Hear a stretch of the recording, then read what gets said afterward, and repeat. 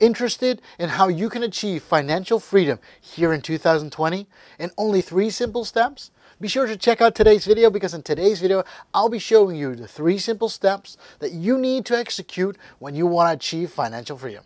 Okay, let's get into it. Hey, what's up you guys? Lukas here from excelwealth.com. Great that you joined in today, because in today's video, I will be going through the 3 steps for you to achieve financial freedom here in 2020. But before we get into the video, of course, if you haven't subscribed to the channel yet, click on the subscribe button, because that's the way how we can grow our community.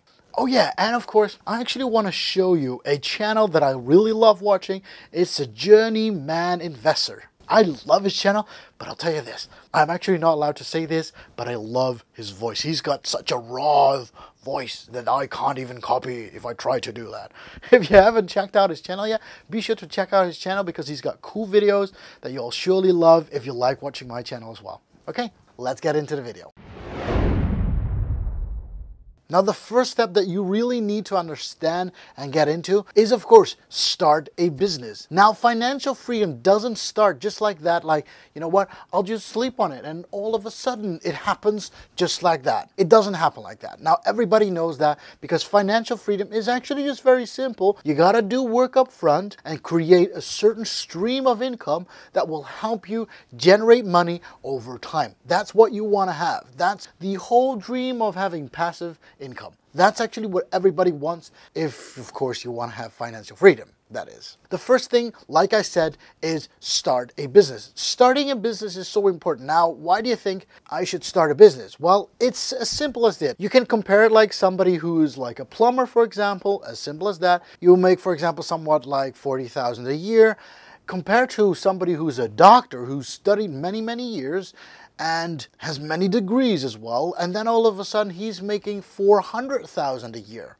But the thing is this, if you compare these 2 jobs towards each other, the interesting part is this: the moment you're a plumber and you have an income of 50,000 a year, the interesting part is this: the tax authorities will only charge you up till 40% of taxes. You might be thinking, well, goodness Lord, it's already 40%. Yeah, but you know what happens?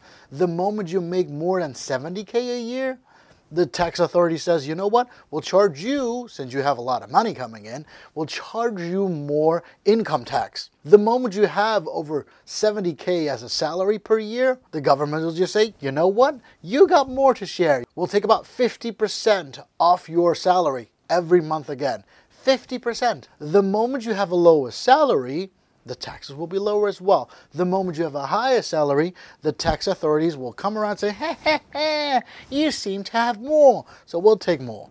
And that's the whole idea of taxes on salary. But the moment you start a business, now starting a business might not be easy, but the moment you start a business, it's completely different. Why? The government is very simple. The government says, you know, businesses create jobs. So what we want to have is, you as a business owner, you got to start a business, create jobs for other people so that we can tax those people as well. But then again, for you as a business owner, you got to see it like this. It's very simple for a business owner to start a business, and what happens is, you got a revenue. That means you've got money coming in. But the tax authorities do not charge tax on your revenue coming in. The taxes actually come the moment you have your revenue coming in, you have your expenses deducted from your revenue, and everything that's left, which is called the profit in this case, everything that's left, that is going to be taxed. Now, in a business, it's very interesting. You don't get taxed up to 40%. You don't get taxed 50%. You only get taxed 26% annually. So yeah, it's only a quarter of all the profit that comes in. And with that amount of money, that's the amount that gets taxed. So yeah, having a business is far more interesting for the taxes. And you got to really understand like this. If you want to create financial freedom, there's a reason why so many people create a business and actually put all the expenses on the business account. For example, like if you want to buy a new computer, why not use your business expenses to buy a computer? 1, you'll get the taxes back, and 2, you'll have less profit at the end of the year, meaning there's less to charge. And that is so simple. So yes, I'm using a laptop paid by my business. But who is in my business? Me. I am. So it's as simple as that. The moment I want to buy a car, who buys the car? No, I don't buy a car on my personal name. I buy a car on my business name. So yeah, I can deduct all the expenses from my business. And it's as simple as that. That way I can live the life that I want to and yet pay as low tax because there's not much profit left at the end of the year. And this is as simple as it gets. If you want to create financial freedom, no matter how old you are, if you're in your 20s, if you're in your 30s, if you're in your 40s, if you think, hey, I want to create financial freedom, then the first step is, can I make it into a business so that I can create revenue, I can create expenses, and everything that's left is taxable by the government? And yes, that is as simple as that. This way you will have more money left in your pockets. And this is step number one. And yes, this is just the legal way. It's not that the government says, hey, you're doing something that's not allowed. That's totally nonsense. Because in the end, the government does the same thing. They create businesses, and within those businesses, they create expenses so that they have kind of similar way of running their business, having revenue, expenses, and a profit, of course. The profit that's left, that's going to be taxed. And this is how you could create wealth over time without your wallet completely being picked empty, just like that. Step number two is about creating a system. Creating a system that solves problems for other people. Making money isn't that hard. Now we can just start working. We can go outside, we can go to any supermarket, we can go to any place that we can use our hands to get working and to make some money. It's not that hard. But the thing is, if you want to do that all the time, what happens is you'll get exhausted. Because working with your hands and working with your mind isn't that hard. But the thing is, at some point, you age and you get older and you think, you know what, I can't do this anymore. That's the moment you got to think, you know what do I want to achieve? The second step in this whole financial freedom, you got to create a system that solves problems for other people. It's as simple as that. Now, the whole statement is very simple, but how do you think of a solution for a certain problem? Now, if you start solving problems, which is maybe a $10 problem, then what happens is you get $10 for that, which is called Starbucks. Take a look at them. What they do is they solve a certain problem in coffee drinking. It's not that coffee is super expensive, but there's a reason why Starbucks coffee is the biggest coffee company in the world. It's not that pouring the milk in the coffee is a billion-dollar solution. It's what they do with the milk and the coffee in solving a certain problem of that people want to have solved. Now, in this case, it's simple as that. Starbucks solves a certain problem that people have, and that problem may only be $10. And because they solve a simple problem of $10, they can multiply it massively and bring it out to the world. And this is how you can create a billion-dollar company. Now, I'm not talking about you becoming a billionaire today. I'm not saying that I am a billionaire today. I am absolutely not. And maybe I'm not even aiming for that. But I'll tell you this, if you start solving problems for a certain price range, that's the amount of money that you get. If you solve a problem that is only $100, you will get $100 every time you solve that problem. And if you create a certain system in solving that problem, hey, you get $100 every time you solve that problem. Now the question is always this. We always start out saying like, you know what, I'll solve the problem myself. Like, you know what, I'll just do the work myself. That's solving a problem. You do it yourself. I'll tell you this. The next question you should actually ask is, can I automate it? Can I automate the problem solving? Because the moment you can automate it, dude, that's the way how you can create wealth and financial freedom over time. Take a look at Starbucks again. Did they automate it? Well, the system they automated. Is it completely automated? No, because they still need people to do the services that they want to give their customers. So that's why I call it, can you delegate it? And yes, in this case, you can delegate it. The moment you can create a complete automatic system, then that's called automating. But the moment you still need people to solve the actual problem, like, you know, the people standing in the stores saying like, hey, what's your name? I'll write your name on the cup. The moment you do that, you're still delegating the actual problem solving to people. And that's totally fine because you're still not doing it yourself anymore. And yet you're still generating money for your business. And the moment you still generate money for your business and your employees are the expenses that your revenue gets in, hey, you still got profit left, and the profit that gets only taxed about 25%. And this is how you can create financial freedom, not only thinking of a business, but also thinking of a system that solves problems for other people. Now you've got two things, saying like, hey, you know what?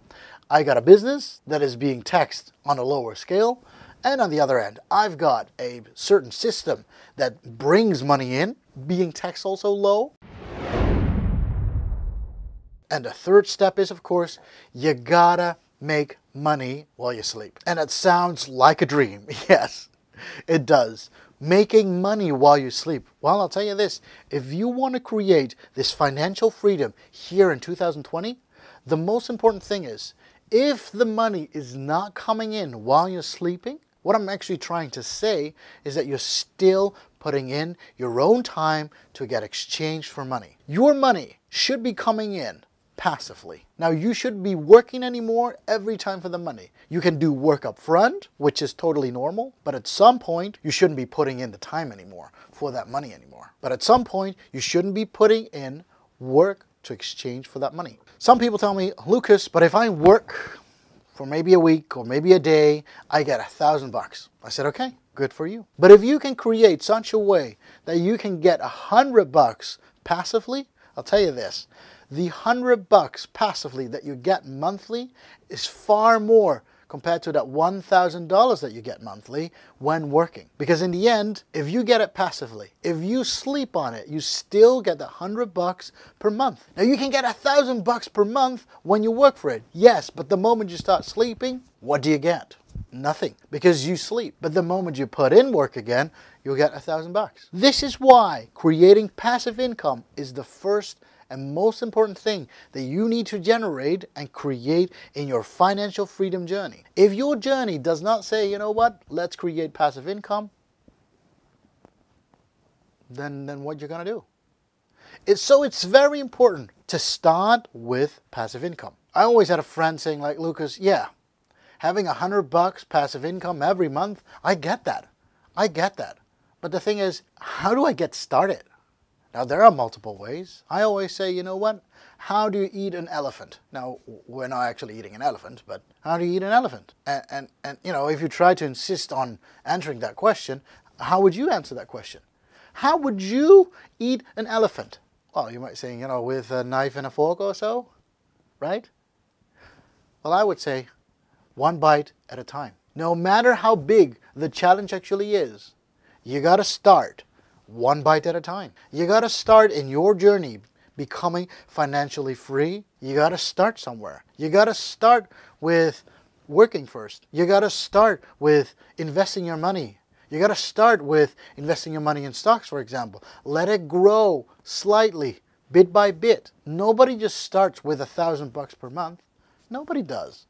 Everybody has to start somewhere small. But if you never start, yes, that elephant is huge. It's huge. It will never be, you'll never be able to finish it. And that's how it starts. If you see that elephant of yours saying like, you know what, I'll take it on. Challenge, accept it. Now we're not here to eat elephants because, you know, it's not okay to eat elephants, okay? It's not okay to do that. So the saying actually says you got to start one bite at a time. You really have to do that. And this is how your financial journey also starts. If you don't know where you should start because you don't know what your talents are, you think, yeah, but I can't sell off my talents. Well, why not reach out? Send me a message saying like, hey, Lucas, I'll just give you a thumbs up because I like the video. But next to that, what do you think I can do? Well, we can hop on a call and I can say, you know what, these are your talents. Now, there was a friend reaching out the other day saying like, Lucas, the only talent that I can think for myself is I'm a good listener. I said, okay, well, that's one of the best talents that you can ever have, being a good listener. You know why? Because if you're being a good listener, you'll listen to that person's voice, thinking like, okay, you've got some great things in you. Now, the moment you pinpoint some things while listening to the other person, you can actually help the other people out. And that's where consulting starts. That's where your service helps other people. This is why every talent that you can have can make money for you to create that financial freedom that you really want it to. And these are the 3 steps that I want to give you today in your financial freedom journey. Because if you don't get started today, that elephant will be huge. Thank you very much for watching today's video. If you liked the video, be sure to hit that like button. And of course, if you haven't subscribed to the channel yet, be sure to hit that subscribe button, because that's the way how we can grow our community. And of course, every time you want to be notified a new video comes out, be sure to hit that notification bell as well. I thank you very much for watching, and I'll see you on the next time. Happy investing. Bye-bye.